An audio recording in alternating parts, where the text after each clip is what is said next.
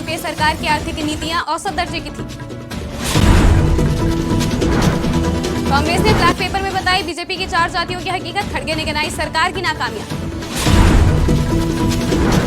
झारखंड में अब 125 यूनिट बिजली मिलेगी मुफ्त, चंपई सोरेन सरकार का बड़ा फैसला। राजस्थान के वित्त मंत्री ने पेश किया अंतरिम बजट, 70,000 पदों पर भर्तियों की घोषणा। राहुल गांधी ने जाति को लेकर पीएम पर साधा निशाना, बोले ओबीसी वर्ग में पैदा नहीं हुए प्रधानमंत्री मोदी।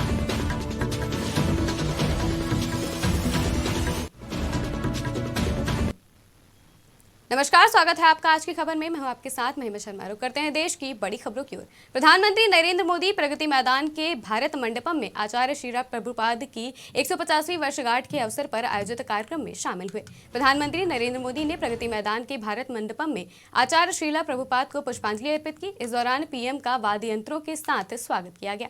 प्रधानमंत्री नरेंद्र मोदी को श्रीला प्रभुपाद को शॉल और स्मृति चिन्ह देकर सम्मानित किया गया। वहीं आपको बता दें कि श्रीला प्रभुपाद की 150वीं वर्षगांठ के अवसर पर उनके सम्मान में प्रधानमंत्री नरेंद्र मोदी ने एक डाक टिकट जारी किया।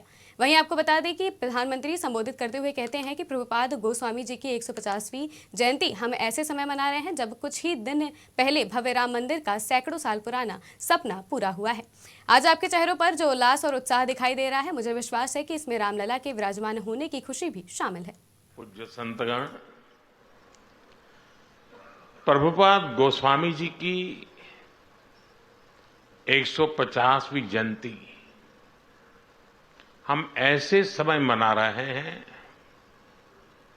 जब कुछ ही दिन पहले भव्य राम मंदिर का सैकड़ों साल पुराना सपना पूरा हुआ है। आज आपके चेहरों पर जो उल्लास,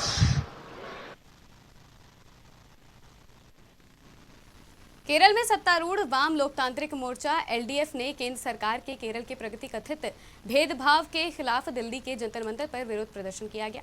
इस विरोध प्रदर्शन में दिल्ली के मुख्यमंत्री और आम आदमी पार्टी के राष्ट्रीय संयोजक अरविंद केजरीवाल और पंजाब के सीएम भगवंत मान भी शामिल हुए।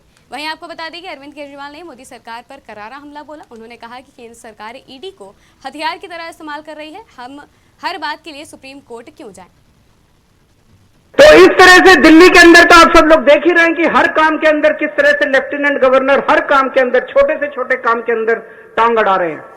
और तीसरा तरीका है ईडी। यह अब इनका एक नया हथियार आ गया, ईडी। अभी तक इस देश के अंदर यह कानून होता था कि अगर आपने कोई क्राइम किया तो उसकी जांच होती थी, फिर उसमें मुकदमा चलता था। मुकदमे में तय होता था कि कौन कौन दोषी है, कौन कौन निर्दोष है। जो दोषी है उसको सजा मिलती थी, वो जेल जाता था।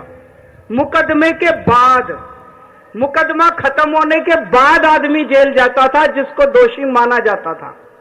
अब अब तय कर लेते हैं कि इसको जेल भेजना है, तो उसको पकड़ लेते हैं, उसको जेल में डाल देते हैं। फिर सोचते हैं अब इस पे क्या मुकदमा करें, इस पे क्या केस बनाएं। फिर ये केस बनाते हैं और केस बनाने के बाद फिर वो तब तक जेल में रहता है जब तक कि मुकदमा पूरा ना हो जाए और वो निर्दोष साबित ना हो जाए। हमारे देश के अंदर 15-15 साल लग जाते हैं मुकदमे पूरे होने में। तो 15-15 साल किसी को भी पकड़ के जेल, यह भी पीएमएलए जो कानून लेके आए उसमें ही लिखा है कि जब तक उस आदमी को, किसी को भी पकड़ के जेल में डाल दो और जब तक उस आदमी का मुकदमा पूरा नहीं हो जाता, वो निर्दोष साबित नहीं हो जाता, तब तक वो जेल से बाहर नहीं आएगा। झारखंड में चले राजनीतिक संकट और स्केच जारी रहे घटनाक्रम के बीच नए बने सीएम चंपई सोरेन ने विधानसभा में विश्वास मत जीत लिया है और अब वो सुचारू रूप से अपनी सरकार चलाने में जुट गए हैं। झारखंड सीएम ने अधिकारियों के साथ समीक्षा बैठक करते हुए कई प्रमुख घोषणाएं की हैं। उनमें सबसे खास बिजली बिल रहा है। घोषणा के मुताबिक बिजली सब्सिडी में जल्द बढ़ोतरी की जाएगी। बिजली उपभोक्ताओं को अब 100 यूनिट की बजाय 125 यूनिट बिजली मुफ्त देने के साथ ही सभी वंचित टोलों में बिजली पहुंचाई जाएगी। इस संबंध में ऊर्जा विभाग को प्रस्ताव तैयार करने का उन्होंने निर्देश दिया है। मुख्यमंत्री ने सभी विभागों को विभिन्न योजनाओं के कार्यों में तेजी लाने का निर्देश दिया है। कहा कि जनहित से जुड़ी तमाम योजनाओं को समय पर पूरा करें। उन्होंने स्वीकृत योजनाओं का कार्य जल्द शुरू करने और लंबित योजनाओं को पूर्ण करने का भी निर्देश दिया है। राजस्थान की वित्त मंत्री दिया कुमारी ने विधानसभा में अंतरिम बजट पेश किया। वित्त वर्ष 2024-25 का पूर्ण बजट जुलाई में पेश किया जाएगा। वहीं आपको बता दें कि राजस्थान के वित्त मंत्री ने अंतरिम बजट में विधानसभा क्षेत्रों में स्कूलों, कॉलेजों, अस्पतालों की स्थापना उन्नयन के लिए 1000 करोड़ रुपए आवंटित करने का प्रस्ताव किया। इसके साथ ही बजट में सरकार 70,000 पदों पर भर्ती निकालने की घोषणा की है। बजट में दूसरी बड़ी घोषणा अगले 4 सालों में 20,000 गाँवों में 5 लाख जल संचयन संरचनाएं बनाने के लिए मुख्यमंत्री जल स्वावलंबन अभियान थी, जिसके लिए 11,200 करोड़ रुपए का प्रावधान किया गया है। दिया कुमारी ने कहा कि पूर्व सरकार ने कई विधानसभा क्षेत्रों की अनदेखी की। माननीय प्रधानमंत्री जी का धन्यवाद देती हूँ, हमारे माननीय मुख्यमंत्री जी का भी धन्यवाद देती हूँ कि उन्होंने मुझे ये अवसर दिया और मुझे वित्त मंत्री के रूप में आज बजट पढ़ने का भी अवसर मिला। और हर व्यक्ति के लिए योजनाओं के माध्यम से जैसे हमारे माननीय प्रधानमंत्री जी काम करते आए हैं, वैसे ही आज प्रदेश में एक जनता की सरकार बनी है जो कि गरीब के लिए, युवाओं के लिए, अन्नदाता के लिए और नारी के लिए, हर व्यक्ति के लिए कुछ ना कुछ इस बजट में है। और एक प्रॉपर प्लानिंग के साथ और जो एक प्रबंधन के साथ, आर्थिक प्रबंधन के साथ हम लोगों ने इस बजट को तैयार किया है। और ये तो शुरुआत ही है, ये तो लेखा अनुदान है। और अब आप देखिएगा जब मॉडिफाइड बजट आएगा तब ये शुरुआत है। इसके बाद और नौकरियां मिलेंगी, लेकिन अभी फर्स्ट फेज में 70,000 पदों को हम लोग बढ़ेंगे। लोकसभा चुनाव में अब कुछ ही महीने बचे हैं। इससे पहले सभी राजनीतिक पार्टियां एक्टिव हैं। सभी दल चुनाव प्रचार में लगे हुए हैं। वहीं राहुल गांधी भारत जोड़ो न्याय यात्रा निकाल रहे हैं। आज राहुल गांधी की यात्रा ओडिशा के झारसुगुड़ा पहुंची। कांग्रेस नेता राहुल गांधी ने प्रधानमंत्री नरेंद्र मोदी पर उनकी जाति को लेकर निशाना साधा। उन्होंने जाति जनगणना न कराने पर कहा कि पीएम ओबीसी वर्ग में पैदा नहीं हुए हैं। उन्होंने कहा कि पीएम मोदी अन्य पिछड़ा वर्ग यानी कि ओबीसी समुदाय से नहीं है। राहुल ने कहा पीएम मोदी का जन्म ओबीसी वर्ग में नहीं हुआ था, वो गुजरात की तेली जाति में पैदा हुए थे। इस समुदाय को बीजेपी ने साल 2000 में ओबीसी का टैग दिया था। उनका जन्म सामान्य जाति में हुआ था।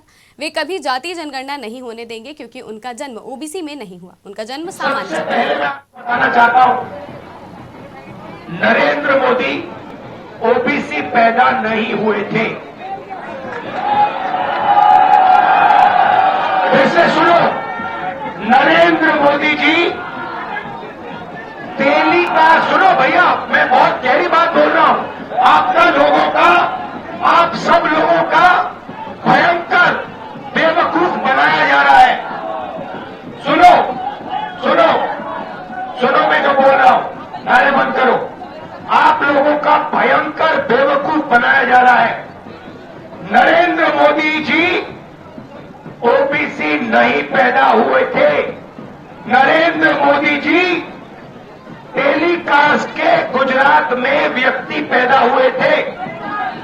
उनको, उनकी कम्युनिटी को बीजेपी ने 2000 में ओबीसी बनाया। आपके प्रधानमंत्री ओबीसी नहीं पैदा हुए, आपके प्रधानमंत्री जनरल कास्ट पैदा हुए। देश की बड़ी खबरों में फिलहाल इतना ही। देश और दुनिया की तमाम खबरों के लिए देखते रहिए आज की खबर।